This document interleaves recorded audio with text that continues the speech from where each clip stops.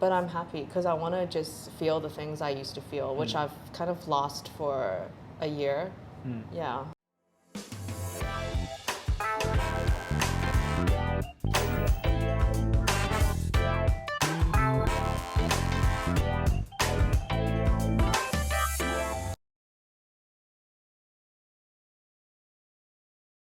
As a host of the Waiting List podcast, you've done so many episodes, you've met so many guests. Have you ever met someone or had a chat with someone and then eventually inspired you to look more into the brand or purchase a watch based off that experience you had with that guest? Yeah.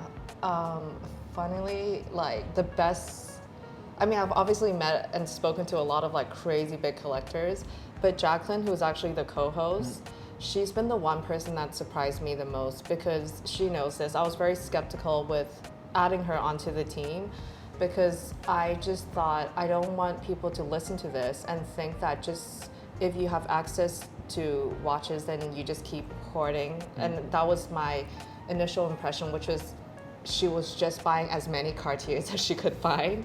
And this is why I brought this piece, which a lot of people would say is it's the least identifiable with me because it's, first of all, well, it's in white gold, which is very unlike me to wear like cool metals. And it's so simple and just, I guess, like classy. And people have always been like, no, you are like someone that wears gem set pieces, who's loud, flashy.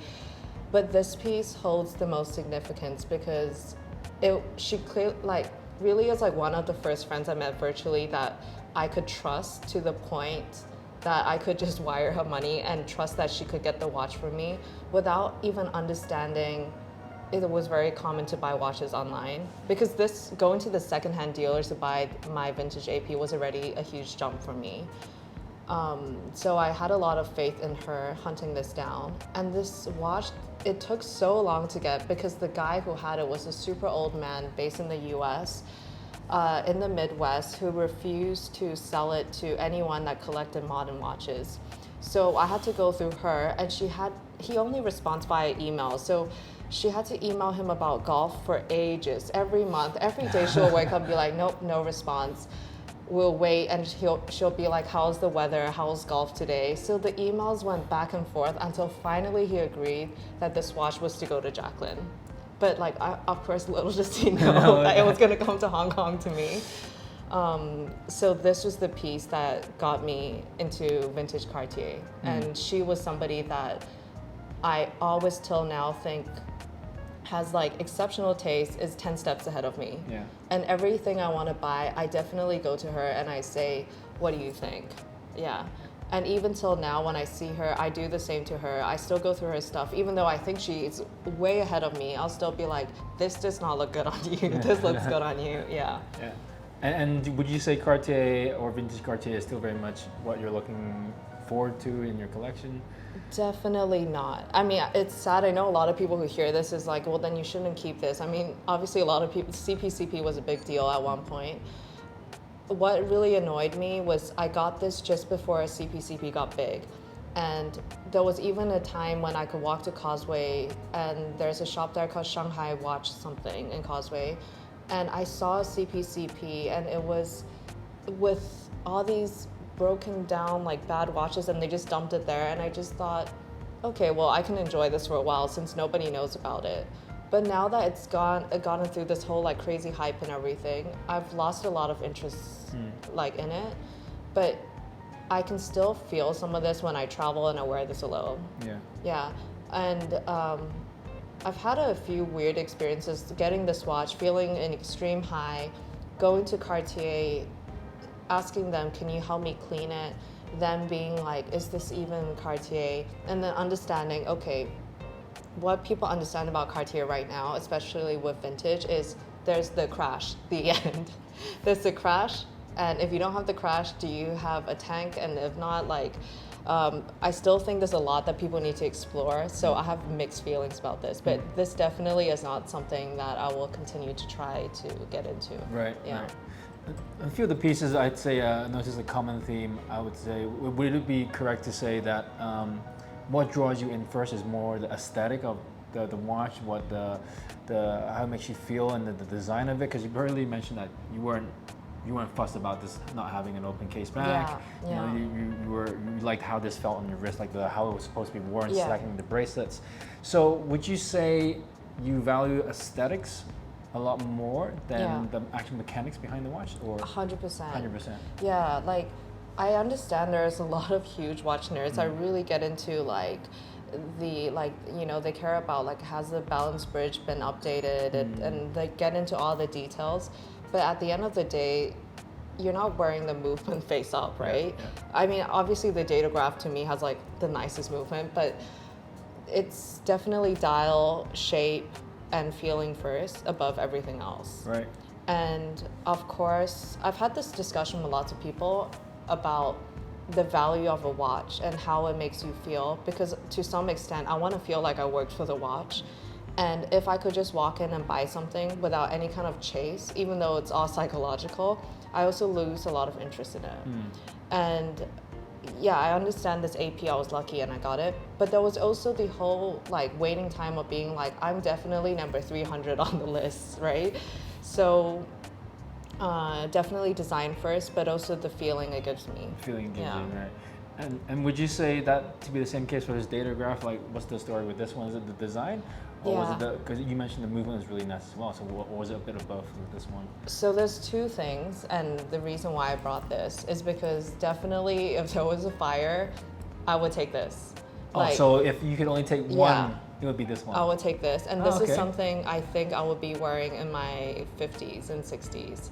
And I'll never sell it, not because I think that it has some crazy story. Everybody knows like Dufour and all this, but this is the reason why. So vintage AP was my first time into the secondary market, but this is the reason why I understood auction houses.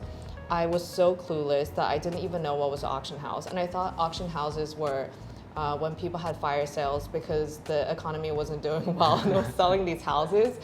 And then I got invited to a Phillips dinner, and it was actually about whiskey, and I was just sitting there and being like, I'm the only person here that does not, like, that should not be here, right?